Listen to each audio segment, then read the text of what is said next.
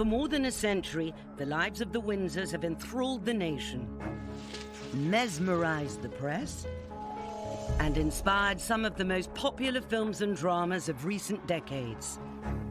But what's fact and what's fiction? There were rumours that not everything was right in the marriage. He was only on extremely loose terms with monogamy. That was the moment when the palace absolutely lost grip of the narrative. In this series, we delve deep into the archives to reveal controversial documents concealed for decades. This is a handwritten note saying, we're going to tap the King's phone. And meet royal insiders who witnessed history firsthand. She steps out and we realise this is a horror story. I'm about 4 feet from the princess. It was the first sign something was wrong. In this episode, we look at the perpetual conflict for the royal family between love and duty. One of the hardest challenges of being royal is marriage. You're not just marrying a person, you're marrying a job. There is this added component, there is this duty thing. After the fairy tale wedding comes a reality which has seen 3 out of 4 of the Queen's children divorced. We were living a lie. The marriage was pretty much dead. The Queen and Prince Philip, however, have reconciled both love and duty. It has been the great royal love story. He calls her cabbage, for goodness sake. 72 years is a very, very long marriage. But what Prince Philip said, I think, is the key, is tolerance. But will the next generation be able to do the same in the pressure cooker of the modern monarchy?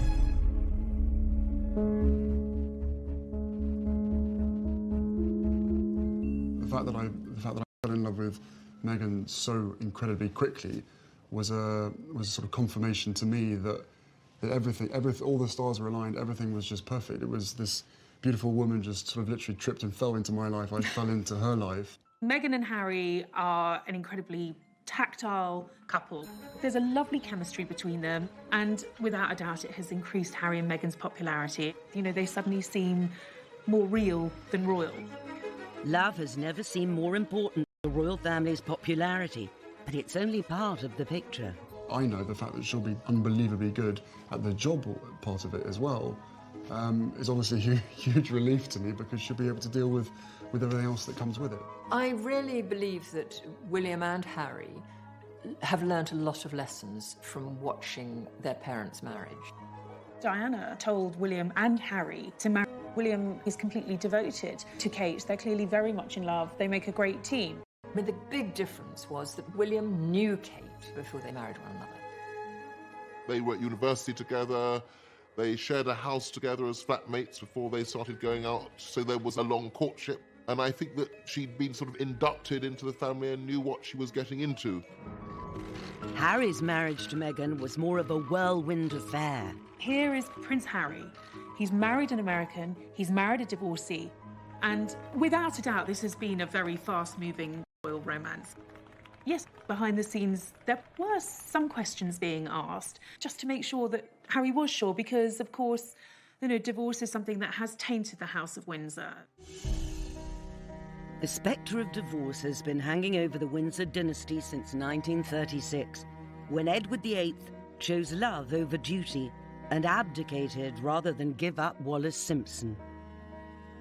The same loyal welcome, the amazing scenes of enthusiasm that mark him as undoubtedly deserving his well-earned title, the most popular man in the world. Despite his huge crowd appeal, Edward VIII was behind the scenes obsessed by Mrs. Simpson. Wallis Simpson was an American adventuress, in the words of Queen Mary. She absolutely captivated, entranced, bewitched him. Even though Wallis was still married to her second husband, the king was determined to make her his wife. This put him at loggerheads with the Prime Minister, Stanley Baldwin. He said to Baldwin that he was going to marry her, and Baldwin said, well, look, this simply isn't on. Parliament won't wear it. The king responded that he would marry Mrs. Simpson without government approval and, if necessary, abdicate. What Edward VIII did was to say, I have to be with the woman I love, and that takes priority over everything.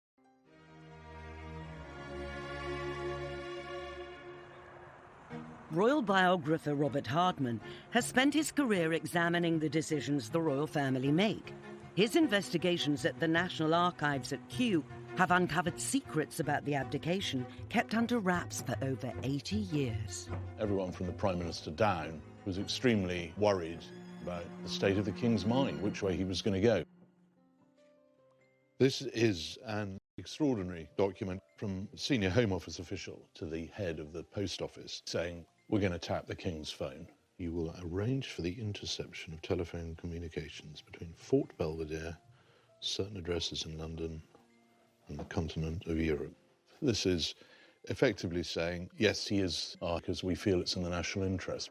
Mrs. Simpson has all sorts of dubious contacts and friendships, not least with German diplomats. The King was known to have met leading members of the British fascist movement. They want to know it all. And indeed, it was later discovered that it was an MI5 operative hiding in a bush in Green Park, listening to these phone conversations, who actually heard the first conversation where the King Edward VIII told his brother, Duke of York, that he was going to abdicate. The public only knew about it on the 3rd of December, and by the 10th, 11th of December, the King had gone.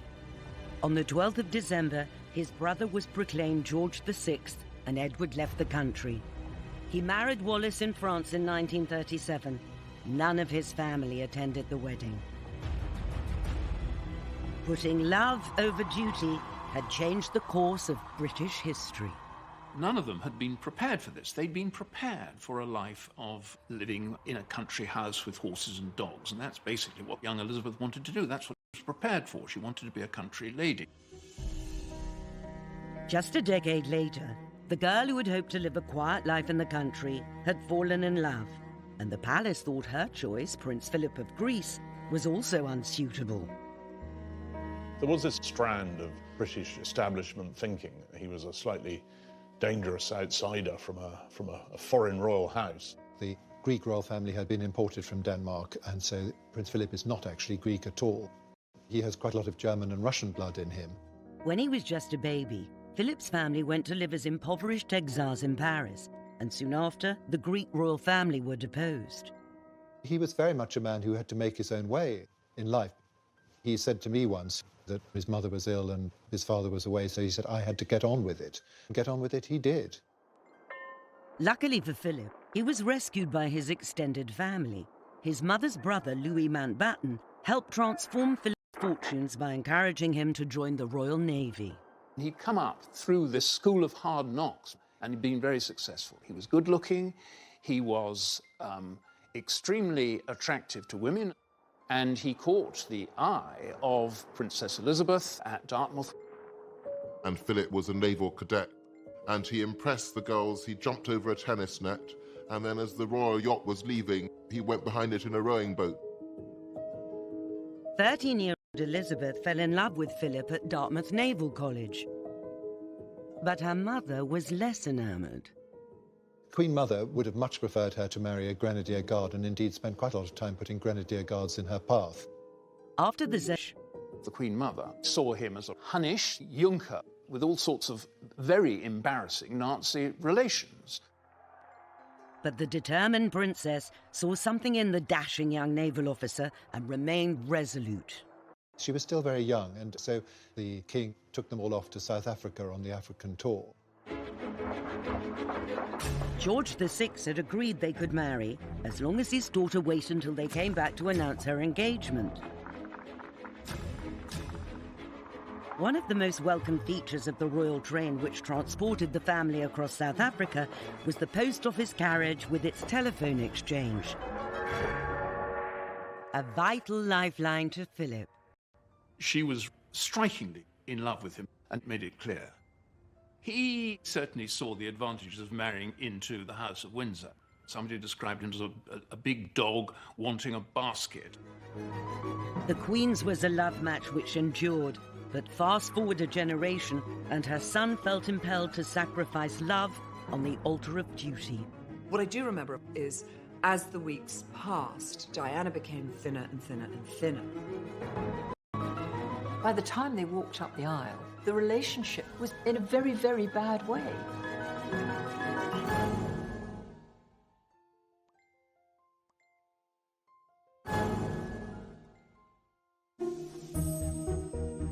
In 1980, Prince Charles was 32, and the pressure was on for him to marry and produce an heir.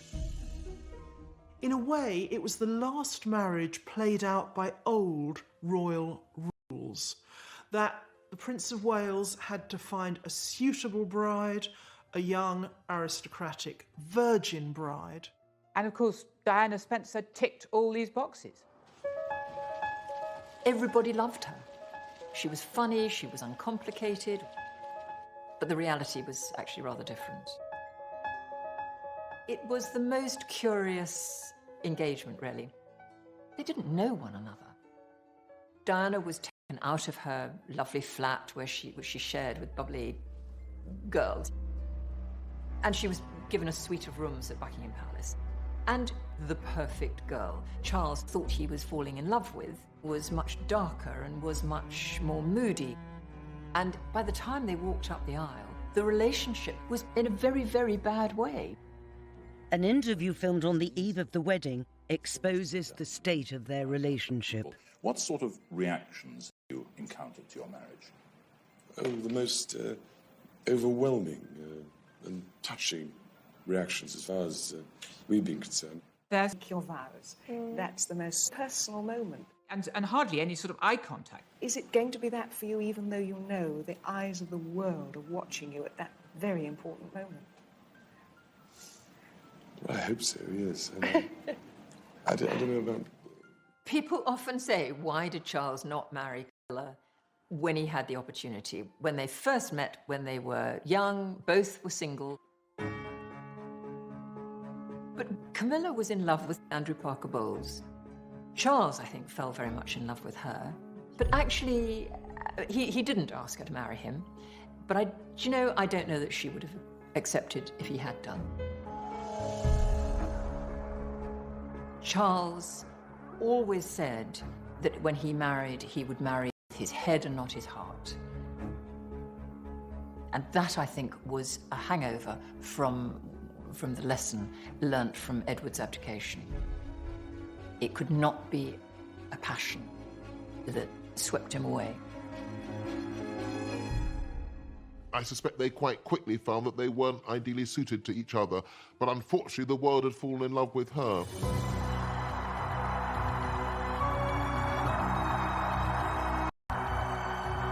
Charles and Diana's wedding was to be the biggest national celebration since the coronation, with Lady Di in the starring role. Everything was huge about it. St. Paul's, because it could take this enormous crowd. A wedding dress that practically covered the steps. Was the sort of surrogate love affair for the nation. It seemed to be a completely romantic wedding. Of course, we didn't know what was going on behind the scenes.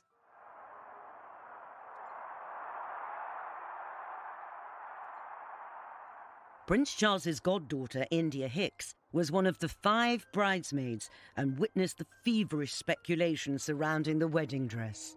They were extraordinary, an extraordinary experience for a 13-year-old child. Whenever we turned up for dress fittings, the organisation of the car coming up and the world's press descending and trying to get any snap. When we were actually inside the Emmanuel's studio, I remember they had blocked out a lot of the windows because, of course, cameras had camped out on neighbouring buildings with long lenses to spy inside to see what the world's greatest fashion secret was going to look like. There was a feeling of fun around it all. We would be on the floor above, she would be in the floor below. Past, Diana became thinner and thinner and thinner. And they had to take the dress in and in and in. And so there was a lot of scurrying around to make sure that dress was fitting her. You got pretty close to Diana during those times, and there was always this feeling of Diana being the head girl. And we were in awe of her. And looking back, you think, my God, she was 19. She was just a child herself. But as a 13-year-old, I was quite impressed by her. During the dress fittings, this beautiful silk taffeta felt very princessy and very fairy tale-ish. Of course, what no one had tested or anticipated was cramming that amount of fabric into a very small carriage. Her father, herself, her dress and the 25-foot train trot gloriously down the Mall as the world watches. The carriage draws up and the trumpeters are trumpeting the horses, and the atmosphere was sensational and the crowds are going crazy. And the carriage door is opened by the footman and she steps out, and of course the train then begins to unfold itself and we realise this is a horror story. It is just 25 feet of crumpled mess.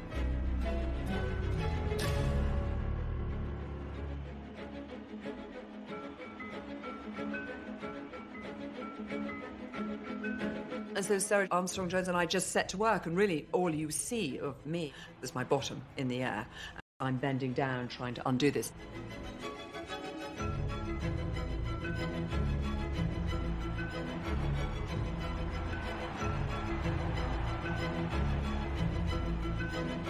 There was a great ball afterwards at Buckingham Palace, and I was so excited. That was going to be my first ball. And after Charles and Diana's wedding, we went home, and I lay down for a moment, just a moment. And I woke up to discover my whole family had gone to the ball, and I had been left alone in the house. I was livid. I was so cross. Why had they not woken me? And my mother thought, oh, she's so tired, we'll leave her behind. I thought, bloody hell, I've missed the ball.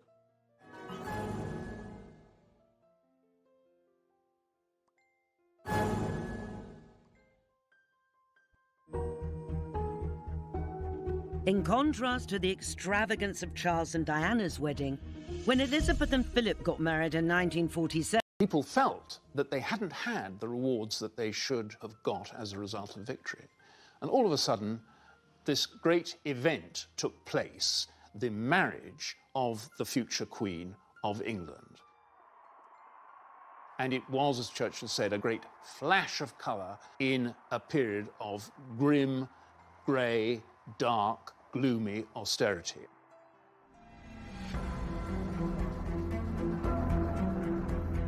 People are standing in queues, rationing. People really have not enough to eat. In keeping with the straitened times, the Prime Minister refused to make the wedding day a national holiday. The royals themselves wondered whether a private ceremony out at Windsor, maybe, would be more appropriate. Robert Hardman has sifted through dozens of documents at the National Archives that show a government determined to economise. It's 2 years after the end of the Second World War. The country's broke, and there's no money for anything. And what you see here is the extraordinary extent to which the government is going to try and scrimp and save on everything. This is October, 1 month to go, and the Palace are finally approving a press stand, £275, 6-foot red carpet from the west door to the Sacrarium steps. There's a debate going on about whether they're going to have new blue carpet in Westminster Abbey for £100. Well, there's a second-hand red carpet that might be used, which would be £83, although someone else has found another red carpet that might do for £75. While other couples couldn't afford to get married, there were inevitably concerns about wasting money. Here is a letter of complaint from a branch of the Labour Party saying there can be no undue expense on anything. This has got to be an austerity wedding. Intolerable for any substantial quantity of labour or materials to be diverted. Justified indignation. The British people will be discouraged in the immense efforts that they are making towards our economic recovery if this wedding is made the occasion for displaying a vast inequality of sacrifice.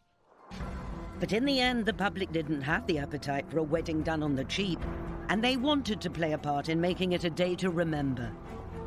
Wedding gifts were sent from all over the world and displayed at St. James's Palace. And huge numbers of people turned up to see them. A lot of people abroad thought Britain was starving, so a lot of people sent the princess food. She received something like 500 tins of pineapple. A lady in Brooklyn sent a turkey. She also received 148 pairs of stockings. And a couple of kittens sent by a pair of district nurses. Clydebank Council decided it'd be a good idea to send her a sewing machine. Oh, and Gandhi sent a tree famously, mistook it for a loincloth and complained about the indelicacy. Hundreds of sympathetic women across the country sent in clothing coupons for the wedding dress. Designed by Norman Hartnell, it was an exquisite austerity miracle, complete with 15-foot train. Oh, look at all that. I love the dress. It was beautiful sort of satin, and I think there was a huge lily somewhere, and it was embroidered with sequins. I just remember it being lovely for her. Lady Mary Coleman is the Queen Mother's niece and the Queen's cousin. She's never spoken about the Queen in public before. Now, at 87, she's agreed to remember that joyous day back in 1947. We were 14, my twin and I, and we were at boarding school. And the thought of coming up to London was dread instead of excitement, because it was sort of unknown.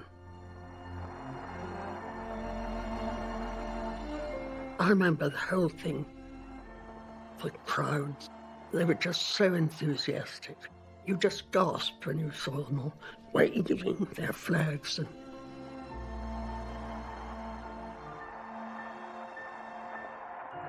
you know, after the war, it was sort of such a break to have some happiness. The ceremony was very touching. The Archbishop said that in many ways this was just like the wedding of an ordinary couple in all the Yorkshire Dales. She looked as if she could almost see heaven. She was really happy. It was wonderful. And he looked happy too. So that's good. I remember being glad that we were there. Following the King and Queen in the procession, Princess Andrew of Greece, the Queen of the Hellenes, and the Boy King of Iraq. The people who couldn't come to the wedding, rather tellingly, were Prince Philip's sisters, because all of his surviving sisters had been married to German nobility who played an active part in the Nazi cause, so they couldn't possibly make an appearance. It was that close to the war.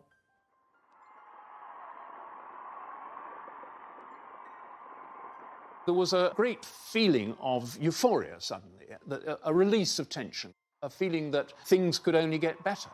Seldom has a bride and groom as a nation instead of looking back. And it was a turning point for the monarchy, no question. But in just a few years, Princess Margaret's love for a married man would threaten to undermine the bright new era for the royal family.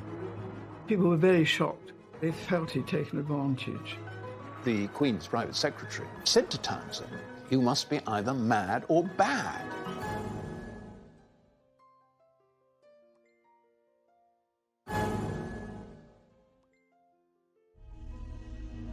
Ken Lennox photographed the royal family for over half a century and took the first grainy photograph of Diana with Charles on the banks of the River Dee in 1980.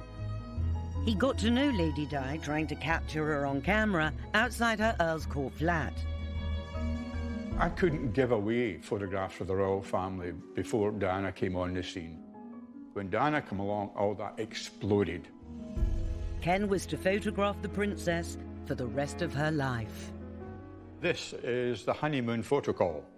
The couple walked up, sat in a little stile, and really full of affection. They answered questions, and they were hugging in front of the cameras. We'd never seen royals do an official photo call like that. But there's not only an age difference, but there's a mind difference between the way they thought life should be.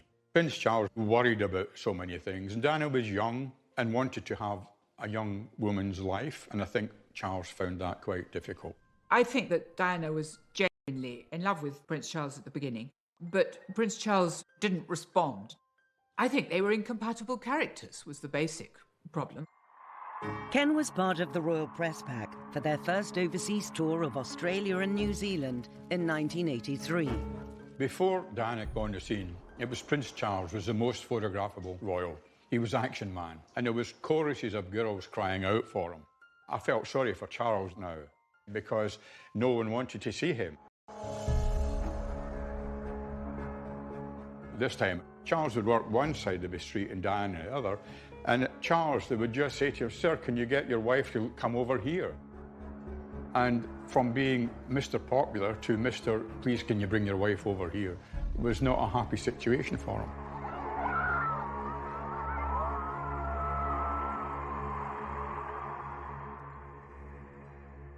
I'm about 4 feet from the princess, and I'm trying to get a bit of the opera house in the background and some of the crowd. And Diana burst into tears and wept for a couple of minutes. After it was over, I went to see the press officer for the Prince and so on. So I just accepted that. Charles, I don't think's noticed at that stage, you know. If he has, typically Prince Charles to look the other way. But it was the first sign of something was wrong. And we then began to see other things happening later on. You could tell by the mid-80s that things were not particularly good. It wasn't hostility, but it was just the sense that everything wasn't right. The idea that there could be actually anything seriously wrong with the marriage was unthinkable. It had to work, and it was our job to make it work, or at least appear to work. Patrick Jeffson was equerry and private secretary to the Princess of Wales for 8 years, with responsibility for her household, and he witnessed the problems that were not yet apparent to the public. As professional royal performers, they were unbeatable. But behind the scenes, it was quite different. They didn't talk to each other. There was the minimum of eye contact. They were short-tempered with each other. Diana, of course, being who she was, enjoyed upstaging her husband. And if she was laughing more, smiling more, it wasn't just because she was happy and smiley, it was also because she knew that it got on his nerves. I remember on one particular occasion in Seville, he was looking one way and she was looking the other way, and he could have driven a double-decker bus between the two of them. Such was the hostility. We went to Glasgow for the Glasgow Garden Festival. Charles and Diana were seen happily together among the crowds, but they had actually arrived quite separately in different aeroplanes. We were living a lie. We were covering up for the fact that the marriage was dead. The pièce de résistance in terms of the ending of the marriage was South Korea. They looked like Mr. and Mrs. Glum. They looked like two people, A, who didn't want to be in each other's company, and B, who didn't particularly want to be in South Korea. It says just how bad it had got that divorce, even Queen Elizabeth, looked like the solution, not the problem. The Queen intervening to say enough is enough, the time has come to divorce, was really giving closure to something that was going to happen at some point in the near future. The idea of the Queen ordering her son to divorce would have been unthinkable in a previous era. In the early 1950s, the possibility that her sister might wed a married palace equerry with children led to a crisis that ended with the princess giving up the man she loved. I remember Peter Townsend was very good looking. He was a war hero. The king adored him. He was very romantic because every evening they all went riding off into the sunset. And that, I think, was the first time that, you know, they sort of, I suppose, fell in love. Lady Glenconner has known the royal family her whole life. She was the Queen's maid of honour at the coronation and Princess Margaret's lady-in-waiting and close friend. This is a picture of me, Princess Margaret, the Queen, and Princess Margaret is looking at my feet. And when she was staying with me, we were looking at their photographs. I said, "Why are you looking at my feet?" And she said, "Well, because you had silver shoes. I had brown ones. I was so jealous of your silver shoes." Anyway, Princess Margaret and I did have great fun. And in those days, we had this nursery footman, and we were always hiding behind doors to go boo, you know, when he came along with his tray. And I can remember the Queen saying, "Margaret Anne, what are you doing? Are you behaving?" Of course we weren't. The traditional picture of Princess Margaret is that she was the naughty one, while her elder sister was the goody-goody two-shoes. And there's a lot of truth in that. Her father absolutely adored her. He couldn't believe he'd created this beautiful creature. I mean, he always used to say, "Lilibet is my pride and Margaret is my joy." It's difficult to think back as to the extraordinary glamour and good looks. She was a pocket Venus. She was absolutely the Princess Di of her age. Margaret had the world at her feet, but it came crumbling down when her father died and her sister became queen. I remember at the coronation, we arrived back at Buckingham Palace, and the Queen skipped along the passage and with us, and then behind her came the Duke of Edinburgh and the Queen Mother, and then behind that, Princess Margaret, looking so sad. And I remember saying, "Ma'am, you look so sad." And she said, "Of course I do." She said, "I lost my beloved father and my sister because she was queen. She'd moved into Buckingham Palace." And she said, "I've got to go and live at Clarence House with my mother." Princess Margaret had turned to Peter Townsend in her distress. When he divorced his wife, she told the Queen she wished to marry this man 16 years her senior. In those days, being divorced was a really big, no-no. And people were very shocked. They felt he'd taken advantage. Princess Margaret was so much younger than him. And of course, Peter Townsend was staff. When the Queen's private secretary, Tommy Lascelles, heard about this, he said to Townsend, "You must be either mad or bad. You're intruding in this way into..." Less than 20 years after the abdication, the very mention of the word divorce in palace, government and church circles caused grave concern. Townsend was sent to Brussels, and the Queen asked Margaret to wait a year. And so the traditional story begins to unfold of an unhappy princess thwarted in love by the establishment. But documents released by the National Archives rewrite that history. What we see here is that actually by 1955, Anthony Eden, himself a divorcee, and his government have decided that actually she can marry. In fact, they're going to give her some more money. The Civil List Act provided that she should receive on her marriage a further sum of £9,000 a year in addition to the £6,000 a year which she has already. This is the government's plan in the event that Princess Margaret and Group Captain Townsend are going to get married, and she would have been aware of this. Ministers understand that it is Princess Margaret's wish, despite her renunciation of her right to the succession, she should continue to live in the United Kingdom and to carry out her public duties as a member of the royal family. So what they're saying is, we're happy with her carrying on being royal, we're happy with her staying in the country, we're happy with this marriage. The one thing that will have to change is that she herself cannot be queen, and nor can her children.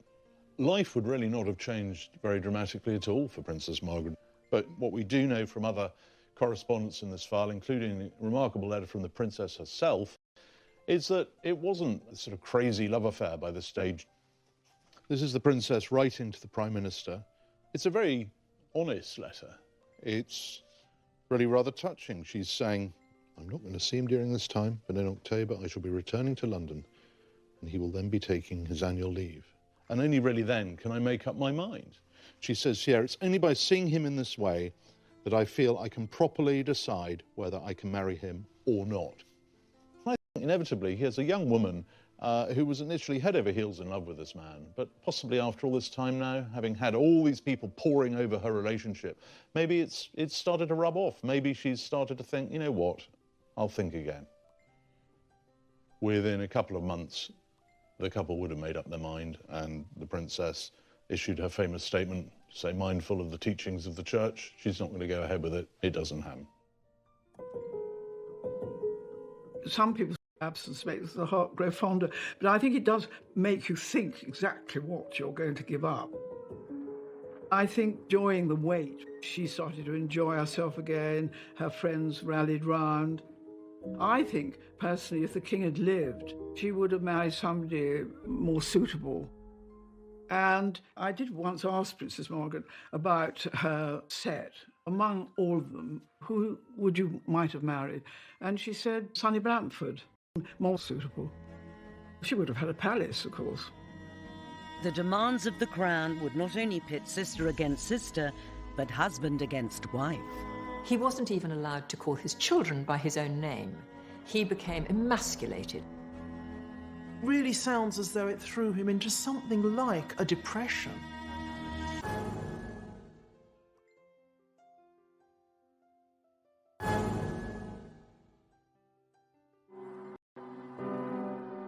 When George VI died, aged just 56, in 1952, it sent shockwaves through the entire family. Not only did Princess Elizabeth take on the heavy responsibility of the crown, but her husband had to give up the career he loved. This posed a massive strain on the Queen's marriage to Prince Philip, because Prince Philip imagined, with good reason, that he was going to have a good career in the Navy. Suddenly, she went from being a naval wife to queen, and he went from being a naval officer in command of his own ship to being a consort, to walking 3 steps behind his wife, which totally went against the grain for this man, who is the ultimate alpha male. He wanted to modernise and streamline the monarchy. And of course, the courtiers weren't having any of this. Prince Philip came up against plenty of opposition. The Palace Old Guard. They used to refer to these establishment figures as the men with moustaches. And he's not allowed anywhere near red boxes, he's not allowed anywhere near prime ministerial audiences, he's very much kept at arm's length. He wasn't even allowed to call his children by his own name. He became emasculated. I mean, he said at one point, "What am I? Am I nothing more than a bloody amoeba?" It really sounds as though it threw him into something like a depression. He began living this slightly raffish life. His membership of the famous Thursday Club, a lunch club, with other young men about town, but also with a certain number of party girls. It must have been a very difficult period for her. She knew that her husband was hurting and that it was difficult for him and that some people were not treating him very well. A solution seemed to lie in the newly completed Britannia. Philip would open the Olympic Games in Australia and then tour the far-flung islands of the Commonwealth aboard the royal yacht. It was to fly the flag, of course, but perhaps it was also to give Prince Philip a little time back at sea and a little time away from the constraints of his role. But that all went wrong when one of the close associates of the prince, Mike Parker, was summoned back to England to appear in the divorce courts, and that tar spread. The divorce of his close friend, coupled with Philip's 4-month absence, was enough to open the floodgates of speculation about the state of the royal couple's marriage. There were rumours that not everything was right in the marriage. For the first time ever, the Queen issued an official denial saying it was quite untrue that there was a rift. For added emphasis, she made the Duke a prince on his return home. It must have been a crisis in the early marriage, and it's the sort of crisis that's only possible to negotiate if you actually love the person you're married to. It has been the great royal love story. It's the longest royal marriage in history. It's one of the many records that the Queen can lay claim to. I suspect it's probably the one she holds most dear. I remember the Queen, if the Duke was arriving back from an engagement, she would sort of perk up a bit and become a sort of smiley and relaxed. The Duke of Edinburgh would start fiddling with his hair or adjusting his buttons when he was going in to see the Queen. Unlike some of the other royal marriages, she took on somebody her own size. And I think she's appreciated over the years the fact that he is the one person who can actually say exactly what he thinks to her. There's a lot of intimacy, almost in crowds, is that you're these two people on this very, very strange journey and with this unique life. And I think that there's a very, very powerful bond. As Harry famously said, I don't think she could have done it without him. Today, the young royals have more freedom than ever before to marry who they want. William, without a doubt, tore up royal history because Kate was a commoner. She was a regular girl from the home counties. But putting duty first is still the #1 quality in any royal marriage. There is a sort of tick list that has to be met. Discretion, duty, and putting duty before self, most importantly. And the Queen has very much been the personification of that. Prince William must look at his grandparents' relationship, which has endured 70 years, a great example of a successful matrimony, and I'm sure he hopes that for himself too. William certainly seems to have had this in mind when he proposed to Kate. I do think that William always has one eye to the fact that he is going to be king, so whomever he married is going to be queen. I think it helped that Catherine was a personality who is quite publicly put wrong, does she? Prince William lives next door to me up here. I see them shopping. Duchess of Cambridge has done a really good job. She hasn't put herself forward, which was what happened with the Princess of Wales. And she's glorious looking and sweet and perfect, but she lets Prince William take the lead, and I think that is what the Duchess of Sussex may have to learn, that, that's what we want in the royal family. Kate had the benefit of 10 years knowing William to size up the demands of royal life before they married. For Meghan, it was different. Meghan has had a normal life, if an acting Hollywood career can be called a normal life. I think they're massively in love, and I think together they are a very powerful couple. I think they both realise that they have this public position. It's global. And I've been told by aides that they want to change the world.